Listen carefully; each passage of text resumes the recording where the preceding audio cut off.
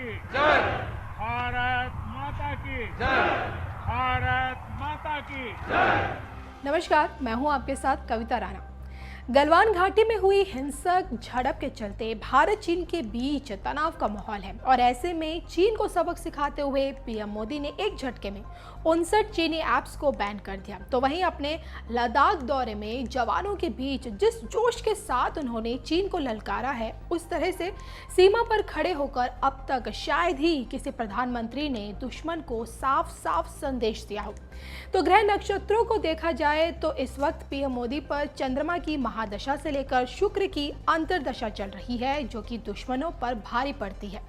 वर्तमान हालातों को देखते हुए पीएम मोदी की राजनीतिक कुंडली क्या कहती है, ये जानने के लिए हमने वाराणसी से काशी विश्वनाथ मंदिर के पूर्व अध्यक्ष और पद्मश्री से सम्मानित ज्योतिषाचार्य हरिहर कृपालु जी से बातचीत की और उनकी ज्योतिष गणना क्या कहती है, आप भी देखिए। भारत सरकार की जन्म कुंडली का अभी हमने बताया, वृष लग्न की कुंडली और कर्क लग्न का कर्क राशि चंद्रमा की महादशा चल रही है। उसी प्रकार से हमारे लोकप्रिय प्रधानमंत्री मोदी जी की वृश्चिक लग्न में उनका जन्म है। मेहसाणा जिले में गुजरात में इनका जन्म हुआ है 17 सितंबर 1950 को। उसके अनुसार से वृश्चिक लग्न बनती है। वृश्चिक लग्न में चंद्रमा लग्न में बैठा है, मंगल लग्न में बैठा हुआ है। वर्तमान में चंद्रमा की ही महादशा चल रही है। वह विल पावर का स्वामी है चंद्रमा। हमने बोला कि चंद्रमा मनसो जातस। चंद्रमा जो है वह है भगवान के मन से पैदा हुआ है, तो भगवान की पूरी कृपा रहेगी और चंद्रमा के कारण से इनका मन बहुत बलवान रहेगा, विल पावर बहुत मजबूत रहेगा और इनकी वैदेशिक नीतियां ऐसे रहेंगी कि अनेक देश जो है वह मैत्री भाव से मोदी जी के हो जाएंगे। इनके विदेश के अनेक देश, चाहे वो अमेरिका हो, रूस हो, ऐसे देश भी वह मोदी जी के बातों का समर्थन करेंगे, लगातार समर्थन करेंगे। मोदी जी जो बोलेंगे, जो कदम उठाएंगे, उस पर जो भी बड़े बड़े देश हैं, जो विकसित देश हैं जैसे अमेरिका इत्यादि, वह उसका बार बार समर्थन करेंगे, क्योंकि मोदी जी की चंद्रमा की महादशा चल रही है और चंद्रमा लग्न में बैठा है मंगल के साथ।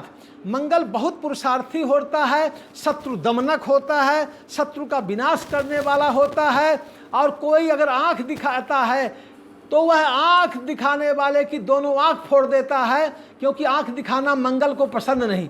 मंगल बहुत ही पुरुषार्थी और पराक्रमी ग्रह चंद्रमा के साथ बैठा है और मंगल अपने राशि में, वृश्चिक राशि में लग्न में बैठे होने के कारण चंद्रमा को और मजबूत बना रहा है। अतः मोदी के जन्म कुंडली के आधार पर जितने भी पड़ोसी देश हैं, कोई भी, चाहे चीन, मुख्य रूप से चीन, नेपाल जो है वो नतमस्तक हो जाएगा।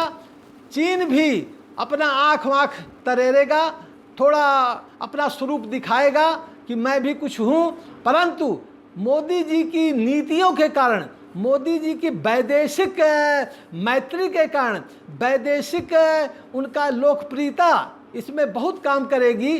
अनेक देश मोदी जी का समर्थन करने लगेंगे। यह समझ करके पड़ोसी देश घबरा जाएंगे, क्योंकि मंगल बैठा हुआ लग्न में और चंद्रमा की दशा चल रही है, तो विल पावर मोदी जी का बहुत बलवान हो जाएगा इस अवस्था में। और जब विल पावर मजबूत होता है तो सामान्य रूप से है कि आत्मबल ही मुख्य होता है। जिस व्यक्ति का, जिस देश का आत्मबल प्रबुद्ध हो, वो आत्मबल के सामने कोई टिक नहीं पाता है। इसलिए हमारा स्पष्ट रूप से कथन है कि मोदी जी का इस समय चंद्रमा की महादशा में अंतर्दशा शुक्र की चल रही है। तो शुक्र का जो अंतर्दशा है, यह वाणिज्य का स्वामी होता है, कला का स्वामी होता है, अपनी गोपनीयता का स्वामी होता है। तो अपनी गोपनीय कार्य प्रणाली से मोदी जी बहुत सफल होंगे। कल क्या होने वाला है, परसों क्या करेंगे, ये शुक्र की अंतर्दशा में मोदी जी किसी से कहेंगे नहीं, अचानक घोषणा कर देंगे। तो मोदी जी का जो भी वक्तव्य हुआ करेगा देश के बारे में, विदेश के बारे में, शुक्र की अंतर्दशा के कारण बड़ा रहस्यमय रहा करेगा। लोग सोचेंगे पता नहीं इस बार मोदी जी क्या बोलेंगे, और जो सोचेंगे उसके विपरीत कुछ बोल देंगे, क्योंकि शुक्र में गोपनीयता बहुत होती है। तो चंद्रमा की महादशा में जो शुक्र की अंतर्दशा चल रही है, गोपनीयता के कारण से मोदी जी देश से लेकर के विदेश तक पड़ोसियों में सर्वत्र सफलता प्राप्त करेंगे, इसमें कोई संदेह नहीं है। भारत माता की जय, भारत माता की जय, भारत माता की जय। साथियों, आपका ये हौसला, आपका शौर्य और मां भारती के मान सम्मान की रक्षा के लिए आपका समर्पण अतुलनीय है। आपकी जीवटता भी दुनिया में किसी से भी कम नहीं है। जिन कठिन परिस्थितियों में, जिस ऊंचाई पर आप मां भारती की ढाल बन करके उसकी रक्षा करते हैं, उसकी सेवा करते हैं, उसका मुकाबला पूरे विश्व में कोई नहीं कर सकता है। आपका साहस उस ऊंचाई से भी ऊंचा है जहां आप तैनात हैं। आपका निश्चय उस घाटी से भी सख्त है जिसको रोज आप अपने कदमों से नापते हैं।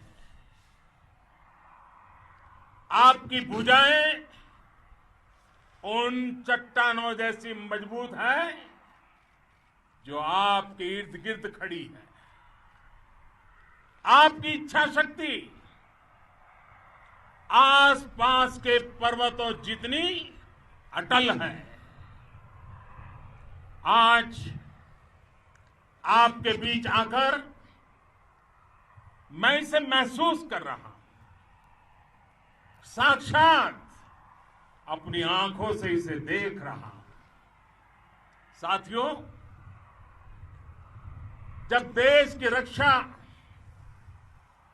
आपके हाथों में है, आपके मजबूत इरादों में है, तो एक अटूट विश्वास है। सिर्फ मुझे नहीं, पूरे देश को अटूट विश्वास है और देश निश्चिंत भी है। आप जब सरहद पर डटे हैं तो यही बात प्रत्येक देशवासी को देश के लिए दिन रात काम करने के लिए प्रेरित करती है।